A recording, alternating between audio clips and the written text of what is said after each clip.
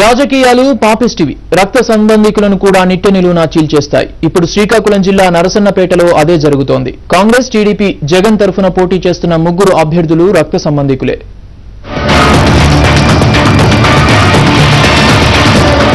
నరసన్నపేట నియోజకవర్గానికి జరగవలసి ఉన్న ఉప ఎన్నికల్లో పోటీకి తలపడుతున్న కాంగ్రెస్ అభ్యర్థి ధర్మాన రామదాస్, జగన్ వర్గం నుంచి పోటీలోకి దిగుతున్న ధర్మాన కృష్ణదాస్ వయానా సోదరులు. ఈ ఇద్దరిలో ఏ దాసు గెలిచినా రాష్ట్ర మంత్రి ధర్మాన ప్రసాదరావు సోదరుడే కావడం విశేషం. ఇక తెలుగుదేశం పార్టీ అభ్యర్థిగా పోటీ చేస్తున్న సింహ స్వామిబాబు కూడా బయటవాడేం కాదు.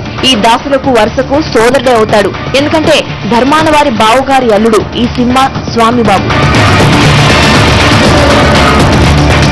దాదాపుగా ఒకే కుటుంబానికి చెందిన ఈ ముగ్గురు మూడు పార్టీల పేరు మీద పోటీ చేస్తుండడం ఓటర్లకు సహజంగానే ఆసక్తి కలిగిస్తుంది. కాంగ్రెస్ తెలుగుదేశం అభ్యర్థుల విషయం వచ్చేసరికి రెండు పార్టీలకు చెందిన ఉత్తరాంధ్ర అతిరథ మహారథులు అటూ ఇటూ మోహరిస్తున్నారు. తమలో తమకున్న విభేదాలను కాసేపు పక్కన పెడుతున్నారు. ధర్మాన ప్రసాదరావు పిసిసి అధ్యక్షుడు బొత్స సత్యనారాయణకైతే ఈ స్థానంలో గెలుపు చాలా ప్రతిష్టాత్మకం. ఇప్పటికే ఎంపీ లగడపాటితో సహా 4-5 మంత్రులు నియోజకవర్గాన్ని చుట్టుముట్టారు. దీంతో కాంగ్రెస్ అభ్యర్థికి అర్ధబలంలో గాని అంగబలంలో గాని లోటు లేని వాతావరణం నియోజకవర్గంలో నెలకొంది. ఈ రెండిటిలో తెలుగుదేశం అభ్యర్థి సింహ స్వామిబాబు కూడా ఏమీ వెనుకబడి ఉన్నట్టు కనపడడం లేదు. ఎర్రంనాయుడు, ఆయన సోదరులు తమ్మినేని సీతారాం, కళా వెంకట్రావు వంటి ఉత్తరాంధ్ర తెలుగుదేశం దిగ్గజాలు తెలుగుదేశం అభ్యర్థికి దన్నుగా నిలబడ్డారు.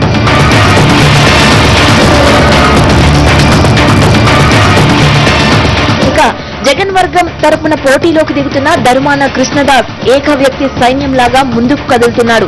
రాజకీయాల్లో పేరుగాంచిన వారు ఎవరూ ఆయన వెనక పెద్దగా లేకపోయినా జగన్, వైఎస్ల ఫోటోలతో ఆయన ముమ్మర ప్రచారానికి శ్రీకారం చుట్టారు.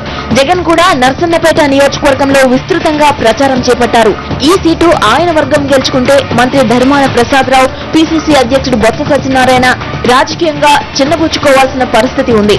అదే కనుక కాంగ్రెస్ విజయం సాధిస్తే జగన్ వెనుక తిరిగినందుకు తగిన శాస్తే జరిగిందంటూ నియోజకవర్గం ప్రజలు పెదవులు విరిచే ప్రమాదం కృష్ణదాసుకు పొంచి ఉంది. పిట్టపోరు పెళ్లి తీర్చినట్టుగా తెలుగుదేశం విజయం సాధిస్తే ఉత్తరాంధ్రలో ఆ పార్టీకి లాటరీ తగిలినట్టు. రాబోయే అసలు ఎన్నికల్లో గాలి ఎటు వేస్తున్నది మిగిలిన పార్టీలకు అర్థమవుతోంది. అందుకే చంద్రబాబు నాయుడు కూడా ఈ నియోజకవర్గంలో విస్తృతంగా పర్యటిస్తున్నారు.